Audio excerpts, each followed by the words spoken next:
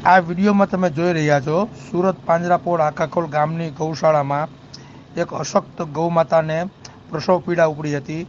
ખૂબ જ તાકાત કરવા છતાં વાછરડાનો પ્રસવ થતો નહોતો, જેની ઉપર ટ્રસ્ટના ગૌરક્ષકોનું ધ્યાન પડતા તાત્કાલિક પાંજરાપોળના પશુ ચિકિત્સકને બોલાવી તેમની દેખરેખ હેઠળ આ વાછરડાને ખેંચીને બહાર કાઢી ગૌમાતાને મોઢાની પાસે મૂક્યું અને હાલ ગૌમાતા અને વાછરડું બંને તંદુરસ્ત છે.